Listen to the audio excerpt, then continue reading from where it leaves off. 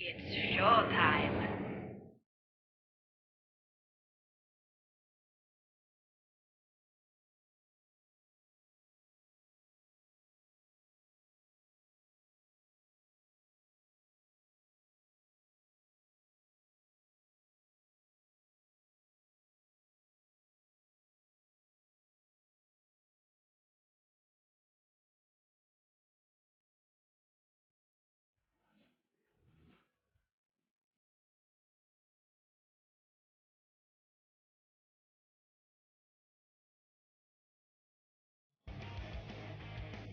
Okay guys, welcome back to the SCPL. I'm your host Kix, the organizer of the SCPL if you haven't seen it before, and we are in our third game of today's SCPL. You're watching DM versus White, or White versus DM in this case, not that it really matters. And we are moving on to our third game here on Troy. So let's actually have a look at who the players are going to be, and we can have a look at what the next matchup is going to be. So let's have a look. Let's move on over to the overlay, and let's see who we're going to be watching next. Okay, so for White Clan this time, we have SAPPPORO. He is a Protoss player. He did a fairly good job in round 1. Added to the White roster near the end. He actually won his last 3 games. I think he played in all 3 of the last weeks. So really, really nice from him. And of course he is also 2-0 up against Protoss players at the moment in PvP. This is going to be his debut game in round 2, but he certainly of course did put a good effort in round 1. And his opponent is going to be one of DM's latest additions, didn't play in round 1, hasn't played in round 2 just yet. It's going to be XenOsky. Now it could be XenOsky, I'm not sure, because I can never work out if it's Xenomorph or Xenomorph. But I call him XenOsky, so I'm going to call him that. Just like Artosis was calling that guy GGMini instead of G-Gemini. It's like GGMini. That's it. It's like, huh? But either way, I host the tournament, so just for today, it's going to be XenOsky, just because it's easier for me to say. And it's going to be Sappo as well, because that's his name in game. So it's going to be a cool matchup here. PvP, of course, a very cool matchup. There's a lot of variance in it. You can see a lot of different builds, a lot of different styles. Of course, it can end very quickly, but hopefully we're going to have a pretty long one here, as we do only have one series to cast today, unfortunately. I'll explain that a little bit later. But let's move on to have a look at the map they're going to be playing on. It's going to be on Troy. So Troy, a very, very cool map from 2009, I believe. I'm going to double check. I'm going to have a look at what tournaments it was in. But a really, really cool map nonetheless. It's 4 players. And you do, of course, have the assimilators like on Gold Rush, which can be destroyed. And that does lock your opponent either in their main, or you can also block yourself in and play it like an island map. Now, this is actually from the 2008 Bacchus on GameNet Star League. It was also in the WCG Korea Finals, the full MST offline preliminaries, full OSL offline preliminaries, the Ever on GameNet Star League, and the On GameNet Star Challenge Season 1 as well. So this map did see a lot of play. In professional play back in the day, there was 16 PvPs on it, and a lot of them were very, very interesting. So I'm very much looking forward to seeing how our players are going to play this out in this PvP, and interested to see how they're going to do against each other as they move on to this PvP for STPL DM vs White Game 3. Let's go.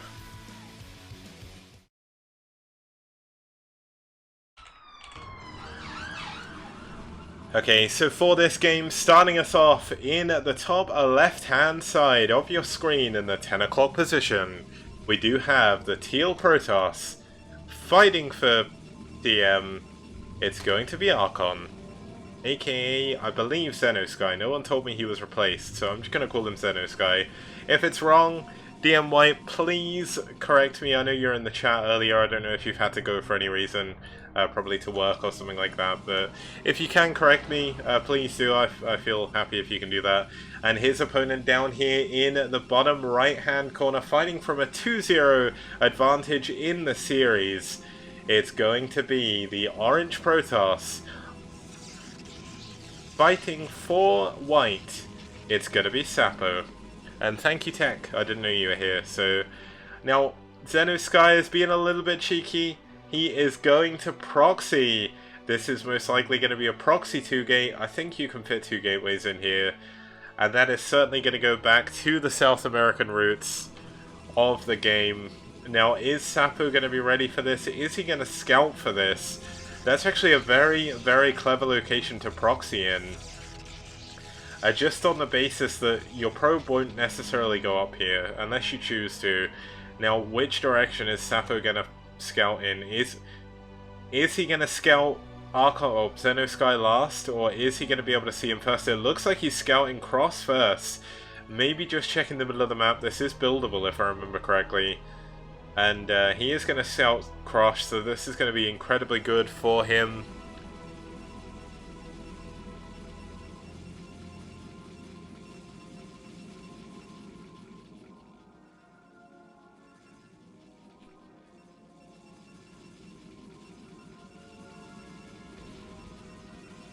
Yeah, looks like he's going to scout him first. He sees the fact there isn't a gateway in the main. He immediately cancels his Cybernex core, adds on a second gateway as well, and that is going to be how he responds to this. Now, interestingly, XenOsky is not actually going for 2 gateways, he's going for a forge.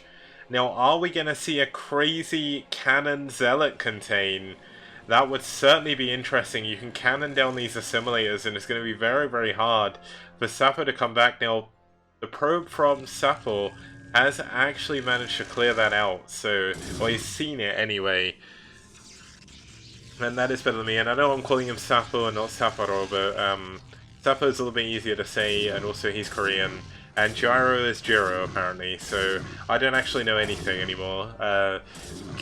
Konglish, or in this case, I guess it'd be Japanese, Copanese maybe. Very, very weird. But there we go. Looks like we have Zealot on Zealot action. We have a cannon going up here already from XenOsky, and this is going to be very important for Sappo to actually be able to break out of this. Now, targeting the cannon immediately, the Zealots need to do what they can to keep this alive. It is 2 gateways against 1, and this cannon is going to be forfeit. It looks like Sappo is going to be able to hold on to this for now. He's trying to add a cannon. Now, very, very nice targeting there by Sappo. XenOsky managed to take out 2 of the Zealots. But unfortunately for him, it's 2 gateways against 1, and this cannon contain is not going to work. Now this, he may even lose another Zealot here, and that is going to be devastating to this push. And Sappo has done a very, very, very good job of holding on to this. And I mean, XenOsky is trying to do what he can, moving his Zealots around, trying to keep his pylon alive. But sometimes you've just got to know when to quit your all-in, and I think this is the moment. He needs to go back, he needs to build like a gateway in his main or something if he wants to hold on. He's actually adding a pylon out here. Is he just going to forego another gateway? Yes, he is. He's going to go for a Nexus and add some cannons at the front. But is he even going to have enough... Oh, there we go. Yeah, looks like Sappo is going to actually depower this gateway, depower the forge as well. Gonna completely stop any form of counter coming from that location.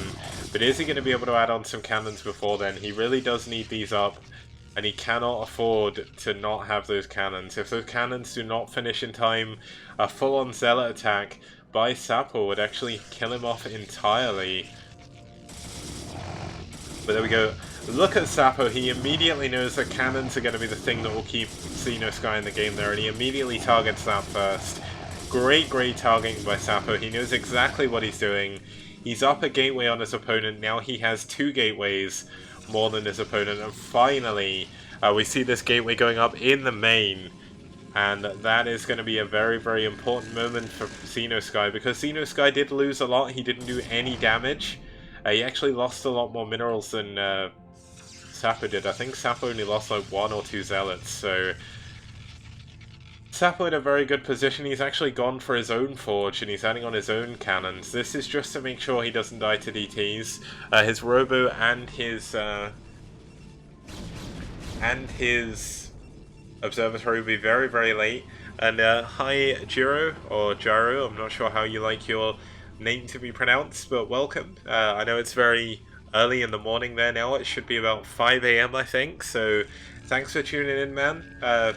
You've missed a couple of the games so far, but this is the PvP between SAPPPORO and XenOsky, so hopefully you do enjoy what you're seeing. We saw Sappo just then hold on very valiantly against a very weird all-in coming in from XenOsky, so how is this game going to progress from here? What is the tech choice going to be? It's going to be a robo. Are we going to see Reavers, or is this purely going to be for observers? He does know that he's against a South American player who has shown so far in the game that they're not afraid of being cheesy. Now, how long have these bases actually been up for? It looks like XenOsky's base started and finished at least a little bit before Sappo's. So Archon, at least for the time being, will have the economy advantage, but unfortunately that's not going to amount to much. And thank you, Zerglathiathan, for the follow. Does mean a lot. I did actually have to alt-tab to see that, but that's fine. Looks like Sappo as well, just doing what he can, checking around for any proxies, making sure he doesn't die to anything stupid. That is a very hallmark of a very standard hallmark of a good player. One thing you can see, as soon as he feels like something is off, someone like Flash will just scout every single corner of the map, just making sure there's no hidden bases, making sure there's no reason for him to lose. Now, there is a single major recent exclusion to that with the game between Rain and Shuttle, where Rain famously lost because he didn't scout the other main in Transistor. So that was kind of interesting. I'm going to say that's not really spoilers anymore because ASL4 ended a while ago, but if I did just ruin one of the games from that set for you, I do apologize. But still, that was a very, very famous example of someone not scouting properly. But Sappo's not going to make that mistake. He doesn't want to lose to anything silly. He's building a cannon here to help take out the assimilator. Now, just because I haven't explained this yet on this or today's stream, if one of the assimilators goes down, only Zealots, Marines, Zerglings, and Ghosts can get through, so only small units. 5 adds and medics, of course, as well. But if 2 of the assimilators go down, we'll see what happens in just a moment with that. Sorry, I didn't quite catch your name, but thank you for the follow. As you can see, the Zealots will still be able to pass through here, but as soon as the second assimilator goes down, no units other than Ghosts can get through. Now, we won't see Ghosts in this game, but you cannot rebuild these Vespene Geysers. It is not possible. We have XenOsky searching for proxies as well, and also proxying his own pylon, maybe looking to hide a base. Also could just be looking for shuttles as they do move across. We do have the robotic support bay down here in Sappo's base, so he's going to be going for that shuttle speed, wants to make sure he can get some extra damage done with his Reavers. Now, what tech do we actually have from XenOsky? He has, of course, gone for the Citadel. He's going to be going for DTs, going to be going for Templar, but he also does have a Robo, so he is definitely going to be going for a DT drop here in the main. But is he going to get chance? How much damage is Sappo going to do here as he drops his Reaver? That is a huge first Scarab. 3 kills already. The Reaver is completely uncontested. The probes are not being pulled either. Another great Scarab by Sappo in XenOsky's base, and all of the probes have gone down. And it looks like XenOsky is completely confused at where to send his units at the moment. He's really being taxed on his APM. He's up at 230 though, so he should have the APM to deal with this. It looks like he did just drop his Reaver to build some more Scarabs. Really, really nicely done, and this is going to be the moment where the counter comes in. Has this been scouted by Sappo? If it has, he can get some units in place, and it looks like he's ready. It's going to be a DT drop, but there's a cannon at least his main mineral line. There's one very close to his natural mineral line, and Sappo of course does have this third base coming up now. Is this going to do any damage? The Dragoon's in the perfect position, an observer with them as well. He definitely scouted this. He saw the Citadel, saw the Templar Archives, and this DT drop, the desperation drop by XenOsky, not going to do anything, but the Reaver and the shuttle is going to go down, and both players losing their very, very important tech, and it looks like Sappo hasn't realized you cannot transfer probes through there. He hasn't got another shuttle either, so these transferring probes are not going to be able to get to the base. He is going to send them back to mine at the natural for the moment. But this third base certainly not going to be giving him as much of an advantage as it otherwise could have done. Now, where is XenOsky going to expand? What are the upgrades? It's 0, 0, 0 for XenOsky. Sappo with no upgrades also, and it looks like we're going to see both armies clash in the middle here. Sappo has all of his army back at home, though. This is going to be a big timing for XenOsky to hit. Can he kill half of the army? One of the observers for XenOsky going down. Of course, he cannot go in to kill this base, but he can certainly put the hurt on. There is Reavers here. This is going to be very difficult for him to push up to the high ground, but this is certainly looking to be a very nice situation for XenOsky. He does know, I believe, that this base has been taken. He doesn't really... Oh, no, he doesn't. He can't tell either, but he should know that something's up because those assimilators have been killed. Now, XenOsky just needs to make sure he doesn't overextend. +1 attack has finished for his opponent, but hasn't yet finished for him. His opponent is on the high ground, and he is not, so he is going to have to be forced to pull back once again. But still, there's no third base attempt. Yes, there is. My mistake. There's a third base at this low gas base, but it is going to give him a decent amount of minerals. Going to be very easy for him to defend. Going up to 6, I believe 7 gateways now. Yes, he is. Sappo back at home up to 8 gateways already. He is on those three bases. Going to be a little bit easier for him to afford those. But what is the plan going to be here from XenOsky? XenOsky can't push in, but Sappo cannot push out. It's going to be so hard. Like, if we zoom out a little bit, you can see just how small this area is going to be. There's not many units here for XenOsky though. So with good usage of the Reavers, he may be able to pull this off. We do have some just random Templar running across the map. I wouldn't really advise that in the most in most of the circumstances, but here we go. Looks like we're going to go up to 8 gateways, only on 2 base though from XenOsky. So 3 base. I keep forgetting this base exists, but look at this unit positioning by XenOsky. Absolutely perfect. Trying to stop anything coming out from Sapporo. Now, Sapporo of course does have the upgrade advantage.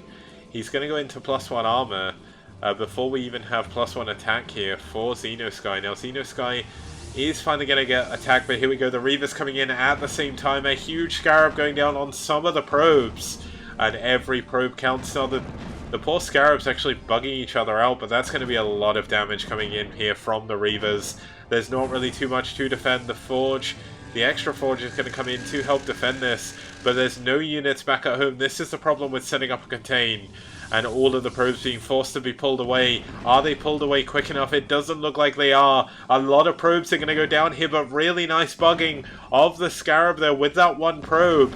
But they need to be very, very careful. That is a huge, huge clump of probes. And if he doesn't have the army back here to defend against this, the probes pulling away, they're going straight into the path of the Reavers. They are going to get away though. Really, really nice usage of the army to block those Scarabs. And it looks like the 2 Reavers going to go down. How much damage are they going to do beforehand? Nice spreading by XenOsky. And the Reavers finally going to go down, but that's a lot of lost mining time by XenOsky. One of the major things you can see in this game though is Sappo has been maxed for a while, and this is going to be his move out. He knows a lot of the units are back at home here for XenOsky, and this is the anti-timing. There's no Storm. Storm is not ready, or at least he's not using it, and this is a huge, huge problem for XenOsky. He doesn't have the money to rebuild his army. He's losing a lot of tech units, a lot of Dragoons, a lot of Zealots, and there's absolutely nothing he can do. Does he even have Storm? No, he doesn't! Storm was forgotten earlier on, and that is the moment that could have decided this game. He's going to retreat to his high ground.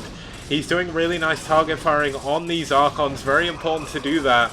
But this is just so many units from Sappo as they move up into the base. And this is such a big mistake that costs XenOsky the game, unfortunately.